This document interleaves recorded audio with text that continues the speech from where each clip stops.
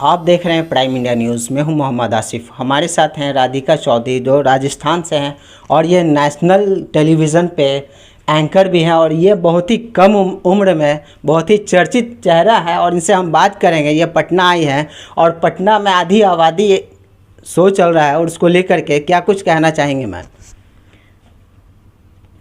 प्रणाम। कैसन बा? बहुत सुना था, आज देखा भी। यकीनन पटना बहुत खूबसूरत है, पटना के लोग बहुत खूबसूरत है। बहुत सारे सवालों के जवाब दूँ उससे पहले, पटना की लिट्टी चोखा बहुत फेमस है। आज आप ही में से किसी लोगों ने मुझे खिलाया और मैं हूँ राजस्थान से, तो राजस्थान की दाल बाटी। तो आप रिश्तों का कनेक्शन देखिए, ये भारत की खूबसूरती है। यहाँ का लिट्टी चोखा तो वहाँ की दाल बाटी। तो ये पटना आकर मुझे बहुत ही खूबसूरत लगा, बहुत अच्छा लगा।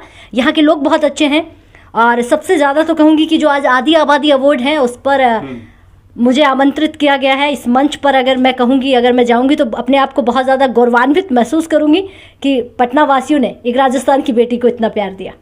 जी बिल्कुल। इसके साथ आपको जो है अवार्ड भी मिला है, तो उसके बारे में आप डिटेल से थोड़ा हमारे व्यूवर्स को बताएं मैम।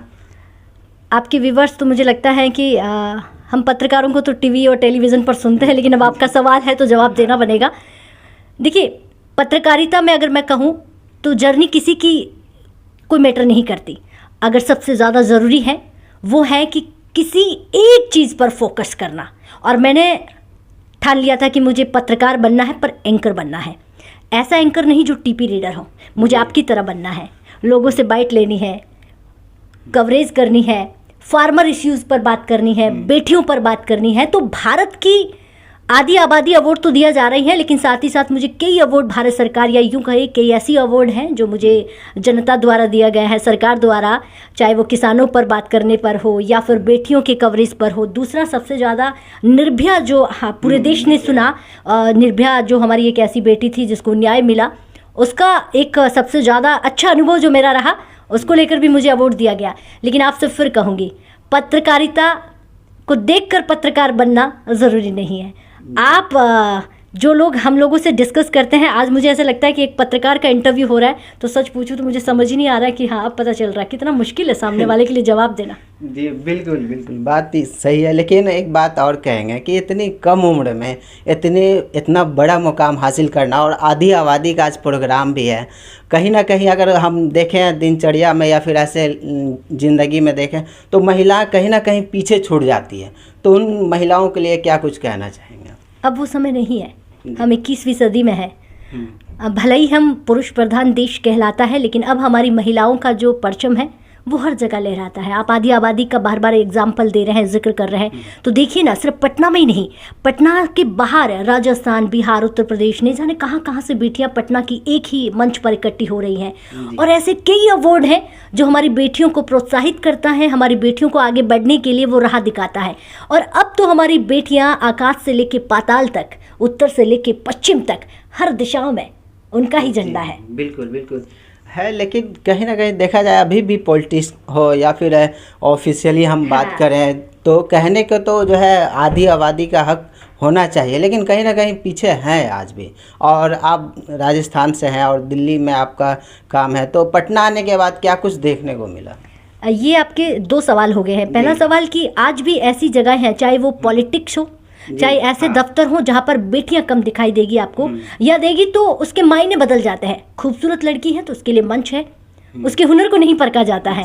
अगर वो काफ़ी स्मार्ट है, दिखने में अच्छी है, तो उसके लिए सीट खाली है।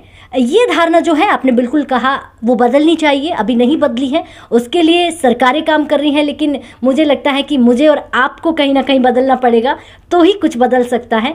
दूसरा आपका सवाल था कि बहुत ही कम उम्र में, उम्र मायने नहीं रखती, तजुर्बा मायने नहीं रखता, आपका काम मायने रखता है जो आप कर रहे हैं। देखिए, इतनी रात आप मेरा इंटरव्यू करने आए हैं, तो कहीं ना कहीं आप भी मेहनत कर रहे हैं। और दूसरा, पटना आकर मुझे ये अनुभव हुआ है कि चाहे वो पटना हो, बिहार हो, राजस्थान हो, क्योंकि भारत जो है वो एक है, एकता में अनेकता, वो मुझे यहाँ देखने को मिले। एक है, लेकिन कहीं ना कहीं बिहार के बारे में लोग जो है दूर से सुनते हैं कुछ और आने के बाद कुछ और दिखता है, क्योंकि जो है बिहारी और या फिर बिहार से जो बाहर जाते हैं लोग काम करने के लिए, ज़्यादातर यहाँ से जो है बाहर जाना पड़ता है, उन लोगों से मिलते थे। आज आप पटना आए हैं और यहाँ आकर के मिलना, ये कैसा? पहली बार आई हूँ पटना। पहले मेरा इससे पटना से कभी रूबरू होना हुआ नहीं, लेकिन किसी ने बहुत सच कहा, पटना वासियों की जो भाषा है वो बहुत ही मीठी है। मैं आपका एग्जांपल दूं, या मैं जहाँ जितने लोगों से नीचे बात कर रही थी, मिली थी होटल में, जितने भी लोग मेरे पास आए, बहुत मीठा बोलते हैं, बहुत मेहनती हैं। और आज बिहार का जो परचम है वो मीडिया में सबसे ज़्यादा, आप बिहारी हैं। हमारे दिल्ली में देखिए सब बिहारी लोग ही मिलेंगे आपको। पटना की बात नहीं करूँ, पूरे उत्तर, अगर मैं बिहार की बात करूँ तो बिहार के लोग आपको यहाँ पर ज़्यादा मिलेंगे।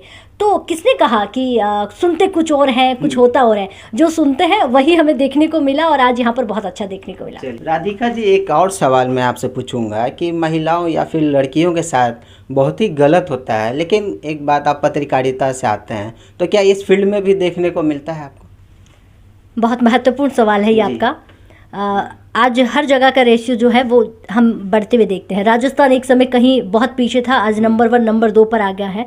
और चाहे वो 4 साल की हो, 10 साल की हो, या फिर 80 साल की महिलाएं, सबके साथ बहुत गलत हो रहा है। लेकिन फील्ड अगर कहें कि खाकी वाली है तो उसके साथ गलत नहीं होता, ऐसा किसने कहा? पत्रकार हैं तो गलत नहीं होता है। हर जगह आपको नोचने वाले भेड़िए मिलेंगे, लेकिन आपको संभलना होगा, समझना होगा। और कहीं ना कहीं मेरा मानना है कि अब इसके लिए सरकारें जागरूक हो गई हैं, जनता जागरूक हो गई हैं, धीरे धीरे चीज़ें बदल रही हैं। तो 2021 में मुझे लगता है आने वाले वक्त में हमें ये सवाल आप नहीं पूछे और मैं जवाब नहीं दूँ। चलिए, बहुत बहुत धन्यवाद आपका। इसी के साथ आपको यह वीडियो कैसा लगा कमेंट करके ज़रूर बताएं, और चैनल को सब्सक्राइब करना ना भूलें। बहुत बहुत धन्यवाद आपका।